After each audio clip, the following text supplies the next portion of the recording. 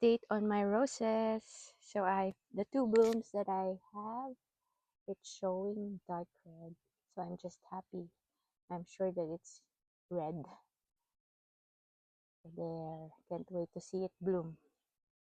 And our hydrangeas starting to turn pink because it's getting cooler. Here, limelight, little lime, another little lime, and then the limelight prime. The other limelight prime has no buds, so we're going to transfer it at the front, the new garden bed in front. Tapos, ito, the hydrangea limetta.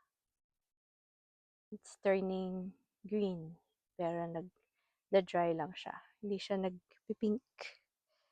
And this is the other rose. Wala siyang buds, but it has more leaves now. And our moms have buds already. August na kasi. They bloom in October.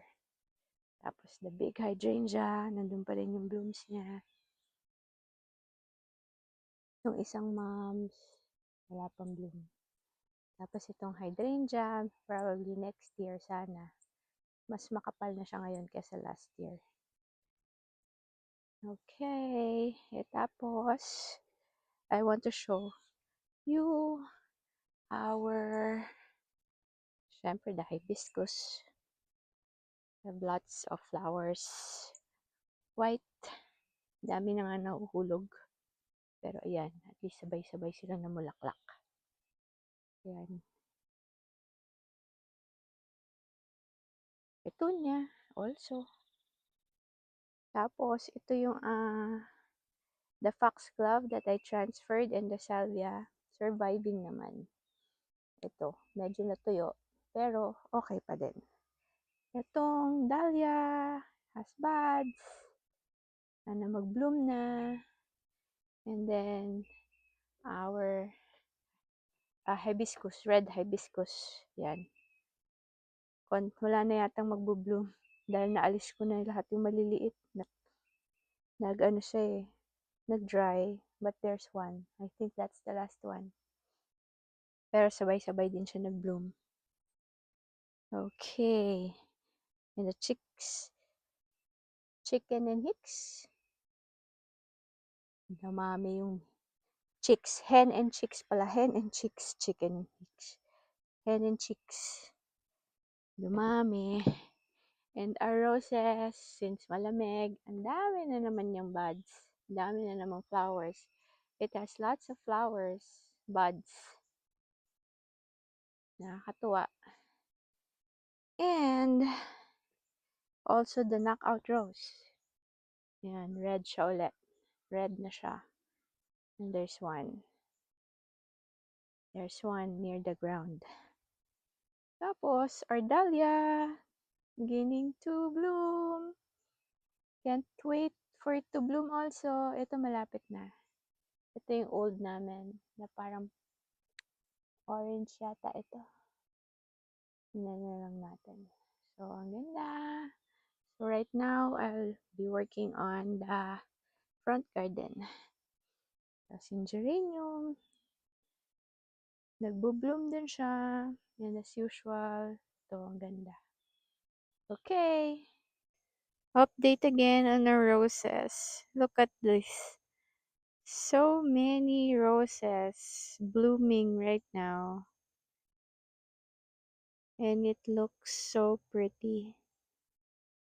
So, and since it has become a little hotter, my red knockout roses has become a little bit pink. So, I don't know if it looks pink in the video, but when it first came out, I was so excited because I said, naging red ulit. It turned red again because it was cooler. But now, it has been warmer this past week or this week. Kaya parang napansin ko, mas pink na naman siya. Anyway, maganda pa rin naman. So, they're together with the other rose. Dami nilang bulaklak, nakakatuwa, ang ganda. Let me get a bigger view. Yan, ganda. And our dahlias are getting ready to bloom. Ayan na, may mga buds na siya.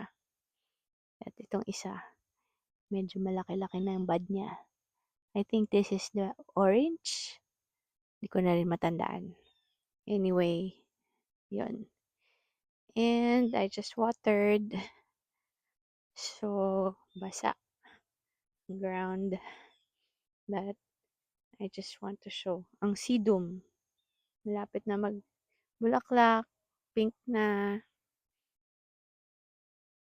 Sisyo ito. Mas konti na lang ang blooms ng